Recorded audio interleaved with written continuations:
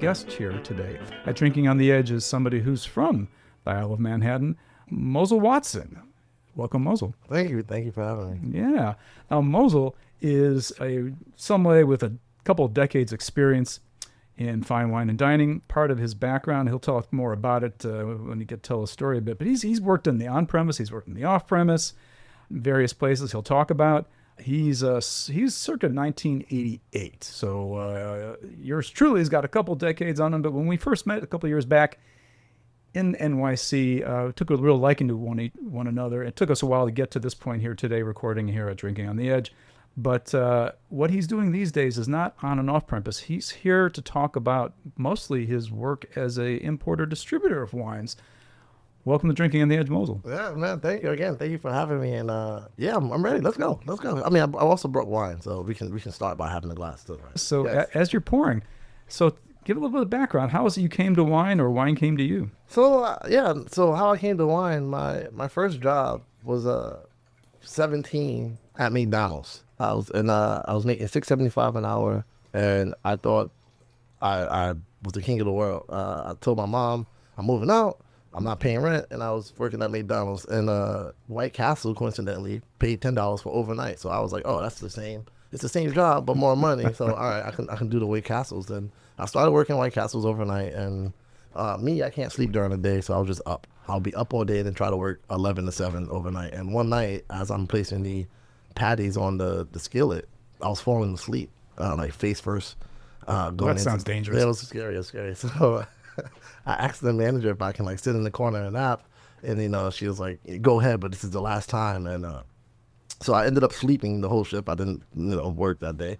And the next morning I was like, I can't do this. I gotta find a job. So I just started walking from 38th and 8th up until 68th in Columbus, and I walked into 67 Wine and Spirits, and I asked if they were hiring, and they were like, yeah, when can you start? And I was like, well, right now. And I started my first day working in the basement in my White Castles uniform, and then from there, it was like my introduction to the wine world. So my job was to stock the shelves and take delivery, and it was fun. I didn't realize, growing up in Harlem, I didn't realize a wine store was a thing. It was just like liquor store. So to be in a place where people are able to go and physically grab and touch the bottles, it was like, oh, what type of establishment is this, right?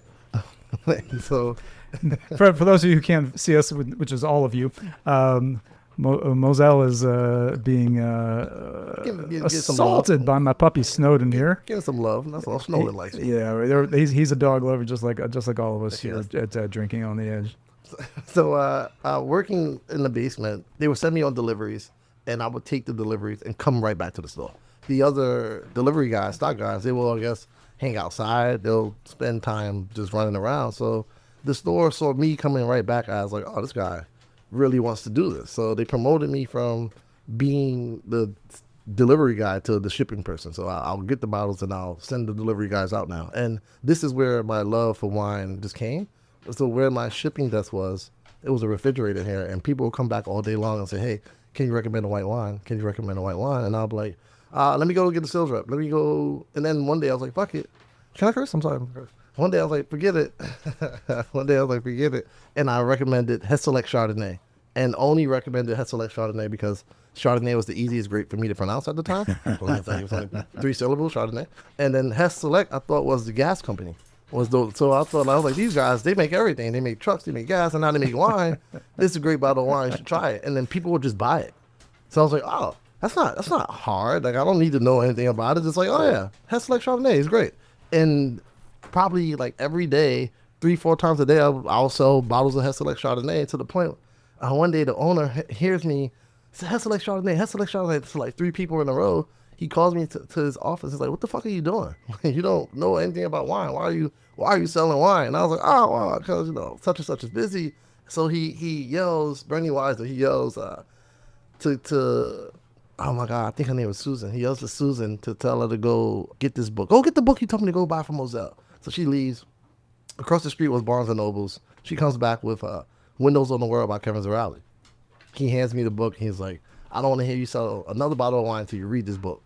So I took the book home and I read it, and it the way the book broke down like wine to me, it just made it all make sense. And then the rest was over. It was like, all right, I can't drink it yet. I was only 18, but I know enough to tell people like what's a California Chardonnay? Oh, it's oaky, it's buttery, it's green apple, it's pear. Like I can say these things, but I don't know what the fuck I'm talking about. But I read it, right? So it was that, and then some of the sales reps, Ben Wood, Oscar Garcia, they would sneak me glasses of wine. They would call me upstairs and like, try this, what you think? And they try to teach me about wine by telling me all about the Rothschilds, and it just never stuck. And I was like, oh, these just taste the same. And it just tastes the same. And then when I was 21, so it was just 3 years of sneaky drinking, but not really caring about what I was drinking. We wasted a lot of Veuve Clicquot.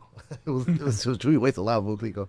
And one day it just clicked. I was able to drink wine, and I finally tried Hess, and I was like, oh shit, you can really taste the green apple and pear. This is crazy. And then it was the fire was lit, and I was like, I need to know more. I need to know more about this. I want to see why people drink wine. Like, why is it good to them? And then the rest is just, I just fell in love with it. For those of you listening outside the New York environs, Mozel mentioned that Hess is a gas company. It's a natural gas provider in the area here. I believe they used to have some gas stations too. I believe. Yeah, a long they used to time do back. the Christmas commercials with the fire trucks. Every year. Okay, That's what. all right. Well, I know that Donald Hess, rest in peace, Swiss gentleman that he was, probably had nothing to do with the gas company. Oh yeah, no, I don't think so. Yeah, no, I don't think so. His son-in-law is running things there these days over there. So your time, there's something interesting. You mentioned having worked at 67 Spirits, which does it still exist? Still exists. I thought so too. Yeah, we have a crossover here in our historical background. I worked. 67 Liquors, Wines and Spirits, whatever, had a branch at one time in Pompano Beach, Florida. Had a few yes. Well, yours truly, when he came back from his his second stint in Europe back in 1992, I came back with the wine bug having bit me, living in England for a bit, and I came back to live, and I lived in Southeast Florida, and I worked at 67 Liquors in Pompano Beach for a season. Oh, that's awesome. And the guy who ran the place was one of the most hated bosses I ever had in my life. I believe he was the son-in-law of the gentleman who owned the New York operation. I remember his name was Joe. Yeah, Joe's bugged out. We would hear about it all the time, like the Florida store. It was crazy. I didn't even know at the time you could have multiple liquor stores. I didn't even. It didn't even fathom to like my brain until I opened up my own store years later. But you wanted to run on other places too. You run other restaurants as well. Talk a little bit about what happened after 67. So 67, I worked there from 18 to 22. But two terms. I would say 2 terms. If it was from 18 to 20, then I quit to try to model for a few years, and that was interesting and weird dynamic. So then I went back to selling wines. Then I went back to 67. Then leaving 67, I went to Bronx Spirits, which I call my dark days. It was a liquor store on Gun Hill Road in the Bronx. Okay. And all I would sell is like Ciroc all day long. With Ciroc. And it was weird because there was no wine sales. It was just Ciroc. It's a gig. It was a gig. Yeah, it was a gig. And then from there, it was 67, Brooklyn Wine Exchange. It was Park Street. Park East. It was Rosetta. Rosetta was next after 67 directly with Sherman down on Wall Street. And that's where like my real understanding of how to be a buyer came into place, because I was in charge of buying. So it was the first time I was able to buy for a neighborhood, and realizing that like I may not like Moscato, however we sell Moscato here, so we need to have a decent. And which neighborhood exactly was it? This is Wall Street, the financial district. So if you worked in the financial district of Wall Street, 20 Exchange Place, you also must have come across not just your Moscato drinkers, but some of your heavy hitter drinkers. Yeah, tons of scotch. That's what I fell in love with. Balvenie, the Caribbean castles. When I didn't even know anything about it, but nothing wrong with that. Tons of scotch, at the time vodka was really a thing. I became a big potato vodka drinker. Chopin is my shit. But yeah, this was like vodka with scotch. And then, Moscato, some wines, but it was always like quick hitters, like shot snips, because, they were either coming to, whatever you do on Wall Street, I don't know. But that kind of crosses over into what I've also learned about. You've been featured in the Wall Street Journal in different times, New York Times, Amsterdam News, more local operation there in New York. Savour, you even appeared on an Amex commercial. Dope, huh? I still haven't found it yet, but you'll still get me there someday. So let's move up a little bit. You've moved up in Long and Wine. You worked at restaurants. You were a sommelier at restaurants, yeah. I'm a certified sommelier, Sommelier Society of America. That was more so. I've done that, become a somm when I opened up my store in 2015. It was like what was the name of that store? Pompette. Pump Okay. It's still around. So she just turned Oh, it's 10, decade 10, old. 10, Yeah, yeah, yeah. 10 this year. 10 this year. I sold it in 2020 and created an online subscription service. We'll get that down the Yeah. line. But So what did your time on the floor teach you about wine? There must have been some takeaways you got from that because the environment gives you a lot to work with. it's different. Most importantly, I learned how not to be a terrible customer in a restaurant because people don't understand the service industry, and our job is there to make sure your dinner experience is great. So I'm not trying to come to the table. I'm not trying to have you spend extra more money than you want to. So it's more so let me help you enjoy this meal or this time as an experience. And what I learned is just treat people how you want to be treated. Just be direct. Don't oversell. I mean, some of the bosses didn't like it. They want you to push, like try to get them another glass, But a lot of times you can just tell from the table, like they're not going to drink. They're not drinking. So hey, if I could get a couple glasses of prosecco on the table, job done. They'll come back and probably order something else. So it was just more so just learning how to treat people and how to be in the establishment where it's like high demand, high pressure, like consistently. And so what inspired you to take the leap from, being a direct to consumer, shall we say, either in shop work or restaurant work? What led you to take that next step? I retired. Crazy to say that. I retired when I was 32. I retired and moved to DR for a little bit to clear my mind. I felt like I completed everything I needed to do in the wine world, and I didn't know how to pivot. I actually kind of would say I lost my purpose. I just felt like I didn't have nothing else to do. And You had burnout. yeah, and then my friend and now my business partner Rich, he called me. He was like, "Motherfuckers need you, man. Like these bars over here, are trash." So I came back to try to help do a John Tapper and like fix up a couple of bars, and it was going well. And I go to Vin Expo every year. I meet this man named Fran, and his wines are awesome. That's Vin Expo, the trade event in Bordeaux. Yeah, no. I'm sorry. In the Javits Center. So now they're moving it around the Excuse me. world. So one of the Javits. Yeah, Gotcha. because last year it was in Miami, but Right. recently it was in And Javits. it's going to stay in Miami for a while. Oh yeah, Yeah, I didn't yeah. like Miami. It wasn't not Miami itself, but it down there in Miami, it just wasn't good. It wasn't good. I didn't have a good time. I'll say nothing. But I met Fran. I tried Fran's wines. I thought they were dope, and I was like, I know a bunch of distributors. Let me introduce you to them, and maybe something will come from it. And we tried, and we did everything, and people were just like, "Oh, we have wines from that area. No, we don't want no more." And I was like, that's not good enough for me, right? So I left it alone, and then, talking to Fran one day, I was like, "Fuck it, I'm gonna just import your wine. I'm gonna figure it out. I'm gonna just import your wine." He was like, "Oh, that'd be great if you do that. When you come to Spain, I'll take you to some more wineries, and we could build a." I got to stop here. Yeah. So you, as someone who'd spent over a decade working the boards on restaurants and shops, so you knew the nitty gritty of what it took, at least on that level, but you picked up, I'm sure, plenty along the way, what the wholesale and import and, supply side Yes. is and what that means down the road, Yes. every step along the way. And so you, first time out, said, I'm gonna take a chance. I'm gonna go out there and import this guy's wines because I like the wines and I like the guy. That's it.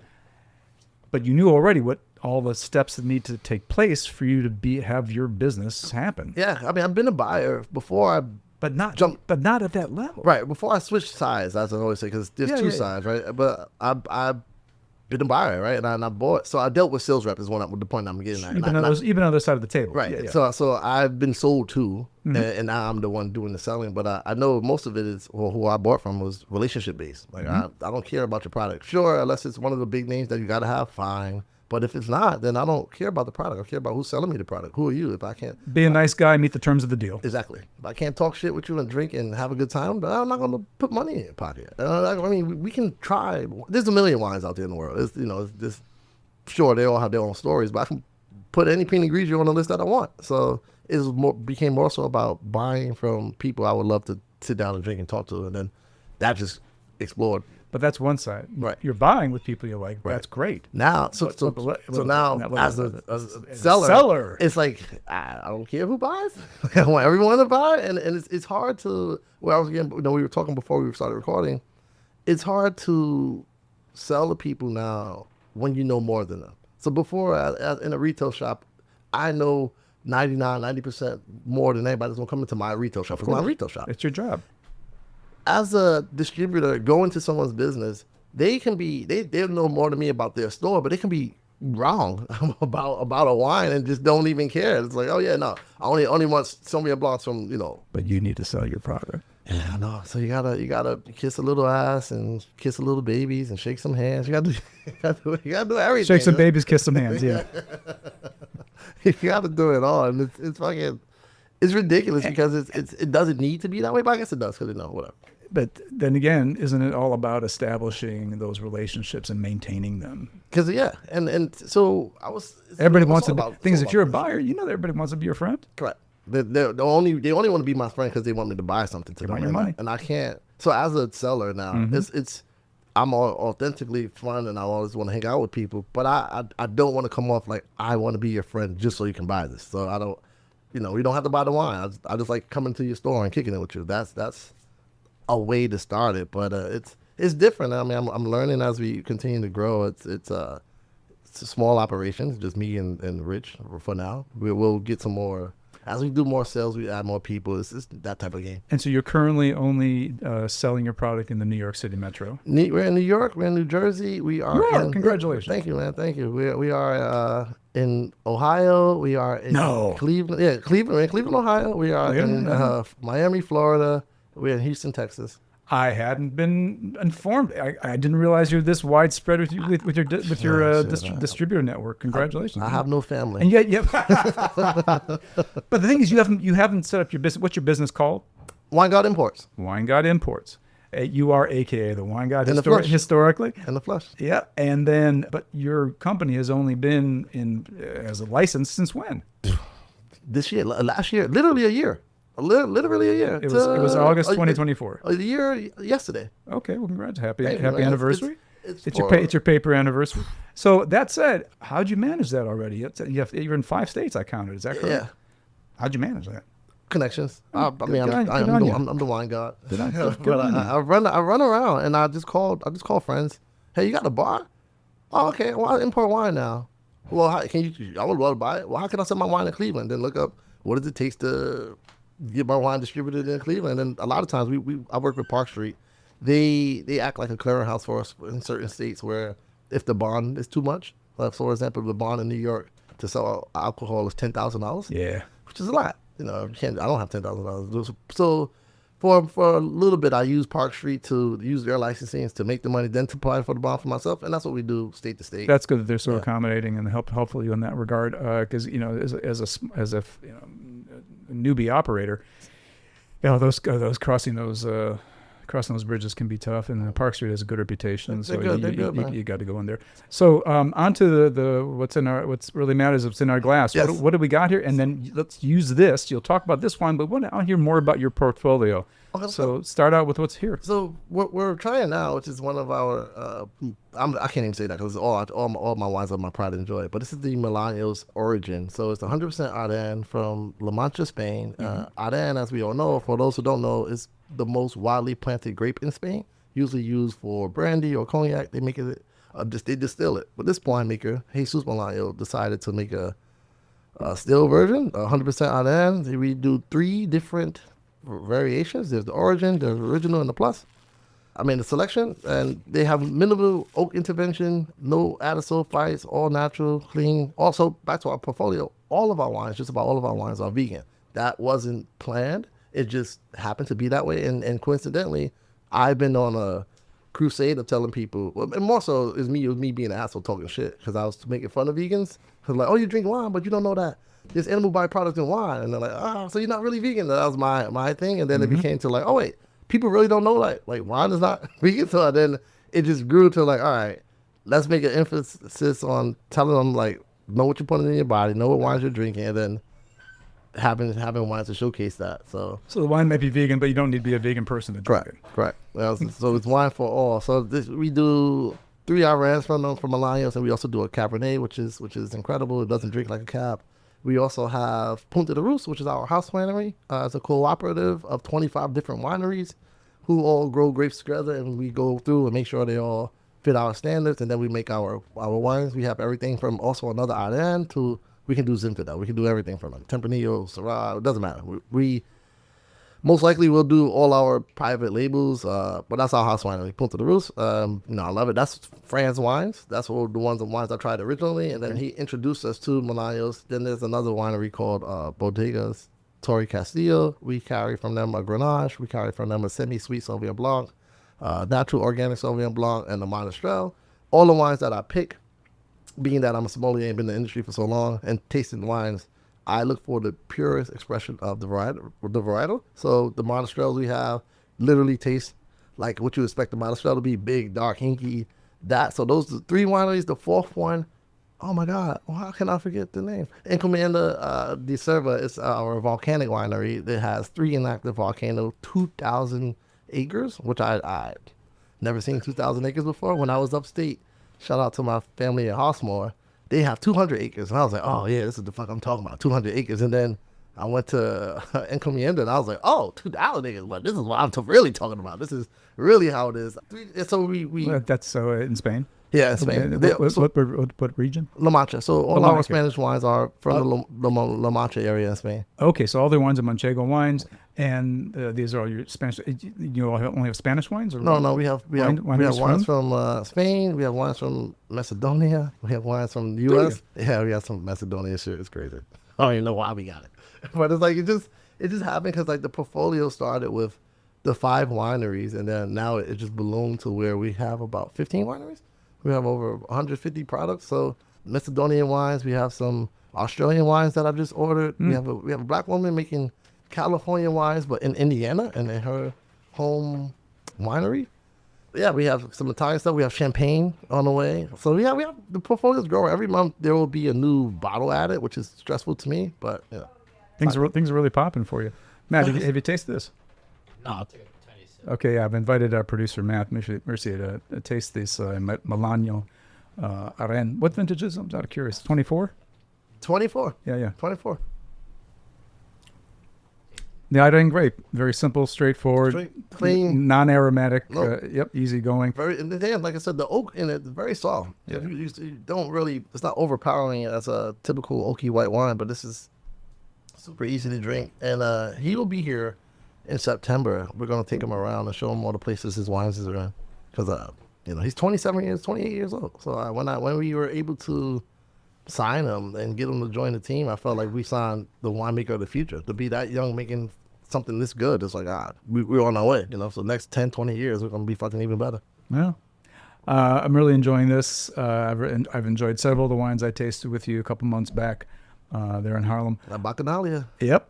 And then, what you got? Any other things people want to be paying attention to for 2026? Yeah, so we're gonna do we have a wine club coming out with the wines from the winery to help push some sales. So we could do some direct consumer sales by having a wine club. We're gonna do a podcast, but not me talking on it, just someone talking about all our wines, breaking down the wines. So it'll be like a weekly podcast based off each wine in our portfolio. That should be soon. Outside of that, my mom is going to open up a retail store, which is going to be like maybe I shouldn't even say that. But she's going to open up a retail store because I can't own the store, but fully stocked with your wines, no doubt. Yeah, exactly. And maybe a couple others just for good measure. Just to make it nice. Yeah, so that's all good to know. And so for those people looking for your wines, until your mother opens that shop, yes. They can find it at various places and through your website, which is? Well, thewinegod.life. Very good. People can find your wines through that, learn about them, write to you through your socials and all that. Anything else you want to share here at Drinking on the Edge before we let you go? No, man. This is an honor. Whatever y'all want, I'm here. It's a lovely day, lovely late August day here. Thank you, Mozel Watson, for joining us here at Drinking on the Edge. Thank you for having me.